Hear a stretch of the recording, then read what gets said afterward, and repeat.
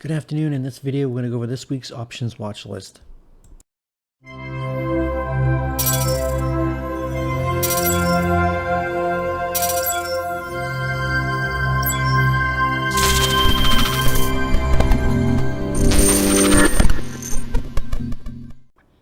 Before I get into the watch list, if you're not in the room, you can find the link in the description of the video and in my bio section of the social media account. Also, please subscribe to the channel if you haven't done so already and like the video. Now on the docket, we do have Powell a couple times this week. We have him at 10 a.m. tomorrow, which is Monday, and we have him again at 8 a.m. Wednesday morning. That's all I see for him as of right now. So a lot of Fed members talking, but there's always Fed members talking throughout the week. So it's Powell, Powell and Yellen and Biden's the ones you have to watch for. And I only see Powell for 10 a.m. Monday and 8 a.m. Wednesday. So like I said, for as of right now. So with that said, now as far as the watch list, we're gonna watch both sides this week because the pop we've had for the last few days, I think was primarily a short squeeze, mostly because of quad witching and their record-breaking puts that were on open interest. They wanted to get rid of them and get them to be worthless. Now that quad witching is over, the monthly expiration is over. I think that we could end up seeing a pullback. Then maybe we'll have to see what happens from there. But I posted this on Twitter yesterday. Now we are right here, and the last couple of times we were down here was February 9th, which was February 9th, right there. So we're here now, which is right here. I'm just doing a comparison. Make sure my video is recording everything correctly. Okay. And the last time it was down here was, let's see, January 11th, which is right here. Well, actually, here's the 11th right here. Popped up and it actually sold off. So the last few times it's been down here, we'll just look at this one too. January 3rd, which is probably this one right here.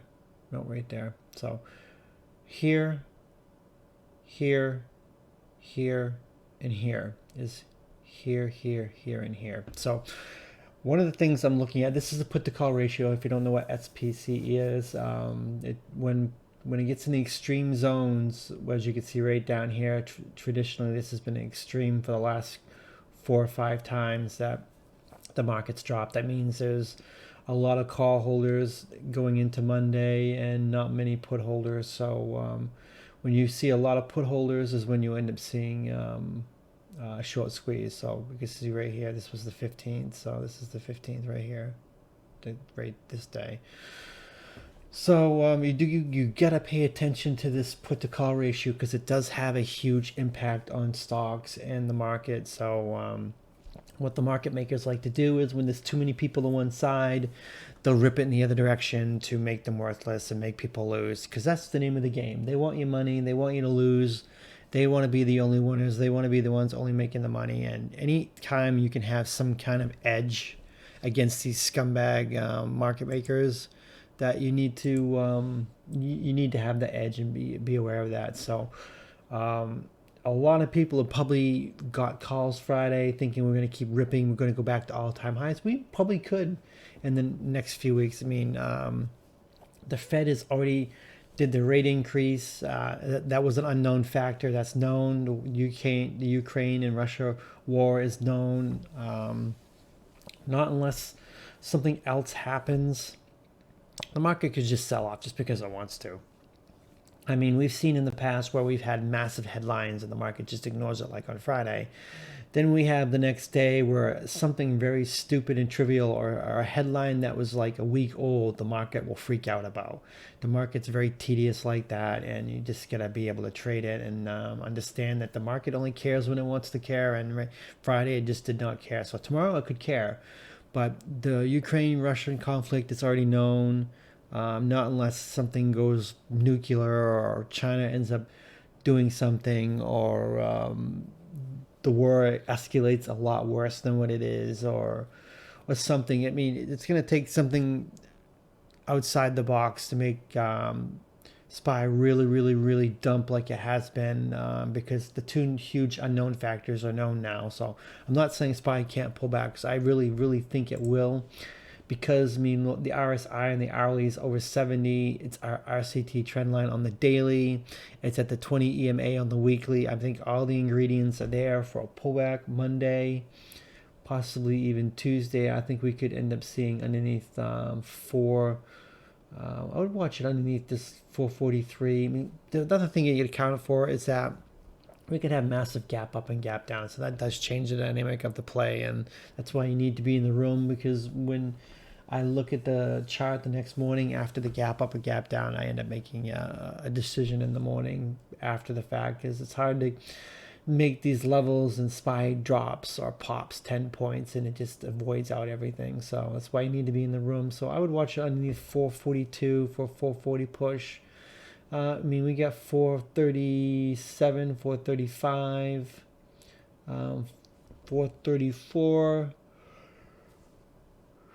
430 will be a big level. I mean, anytime SPY or any ticker that matter gets away from the RCT trend line, I mean, like right here, it dropped quite a bit, came right back to it, got away from it, came back to it. It acts as a magnet. So I think the SPY could end up pushing down to 430 level, which would end up bringing it down here on the daily. Big support area right here, because it was support here, the resistance here. So it's a big pivot in the 430 area. So I would definitely watch that for SPY. Now, if SPY just ends up, keeps going, then we'll trade that. But I think the upside is very limited. I mean, 450 probably as high as it will go. I mean, if it gaps up, I think it'd probably reject at 450, because it's a huge psychological number, and it's a big pivot too. You can see support, resistance. So, but it's got a lot of stuff working against it right now. You get the hourly RSI, you get the daily RCT, the RCT trend line, and you have the weekly 20 EMA. So then you have the high put to call ratio. So you get a lot of stuff working against it for Monday. So definitely keep an eye on that. Now, Facebook is another one. Facebook, the weekly looks like you get a huge engulfing weekly, but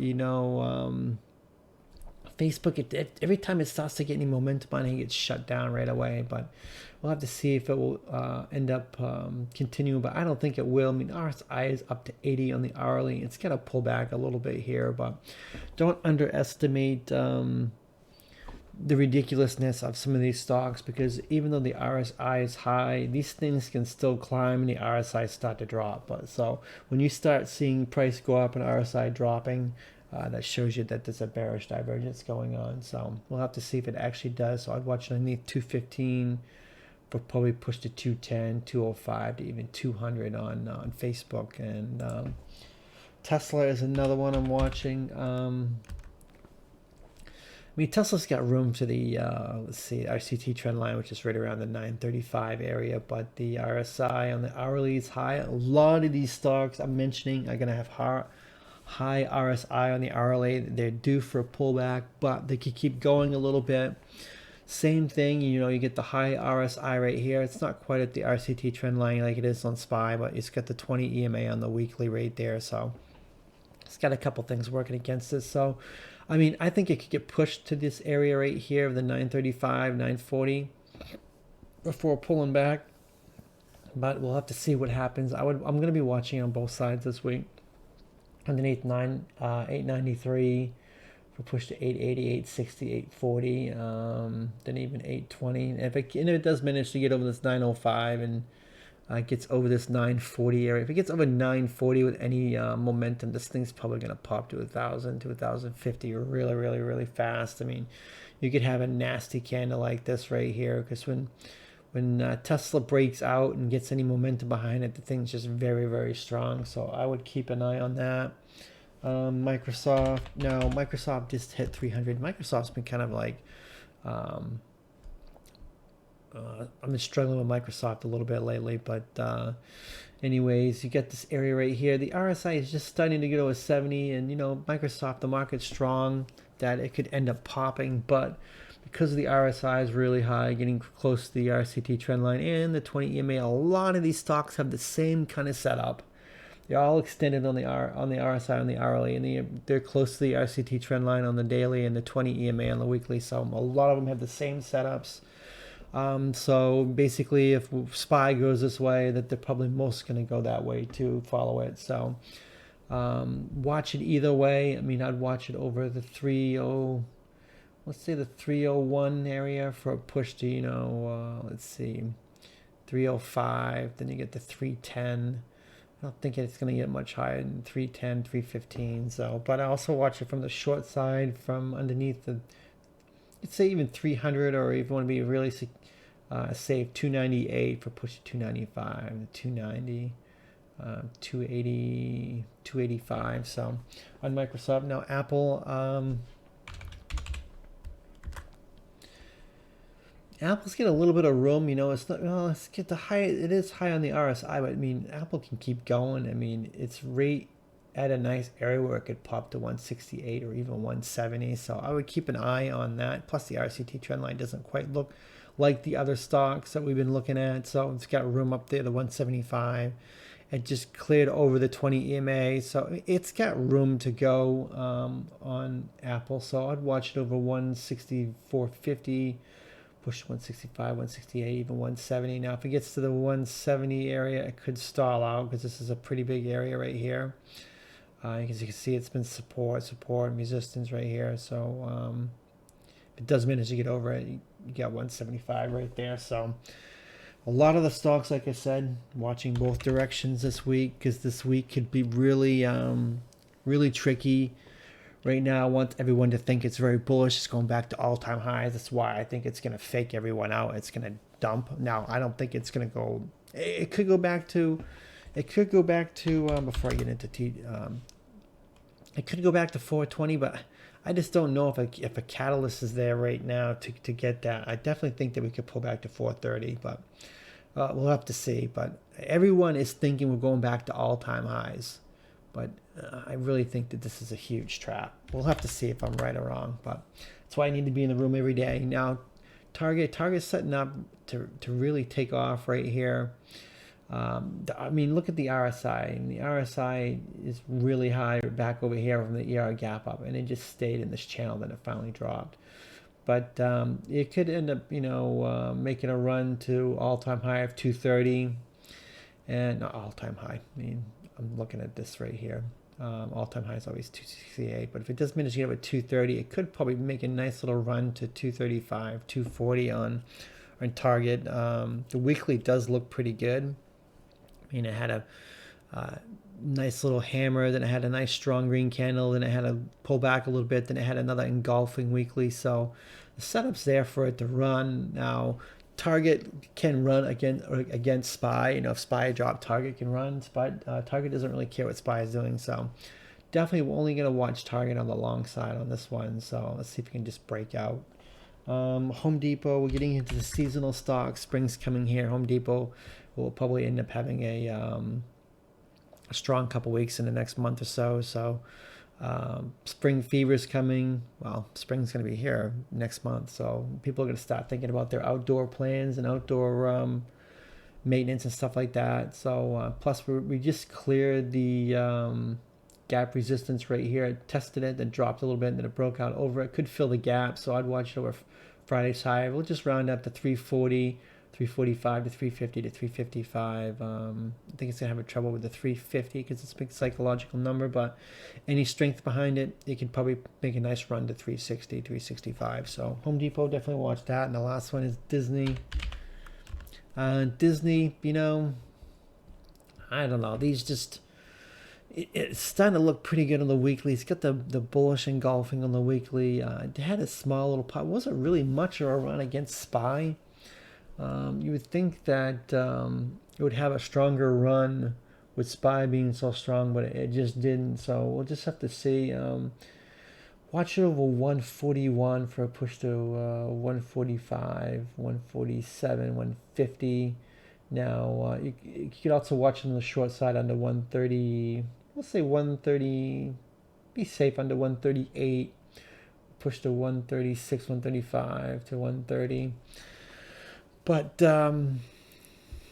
it's been kind of staying in this downward trend for a while, and every time it pops up to the top of the candle channel, it ends up selling off. But it just, I'm not liking the strength. It just lacks strength when SPY was really strong. It should have been up to the 150 level, but it just didn't have the strength. So we'll have to see with Disney. I'll definitely watch that from both sides. So this is why you need to be in the room. The gap up, gap downs change the dynamics of the play. The headlines change the play. You got to be there for the headlines because who knows what's going to happen this week. Hopefully Powell will give us a little volatility. But yeah, I'm thinking a pullback tomorrow. Then maybe we'll just maybe start grinding higher a little bit, depending if there's any news that has any effect on the market. But yeah, that's my thoughts and what I think is going to happen this week. And that's going to do it for the watch list. Hope to see you in the room. Thanks for watching.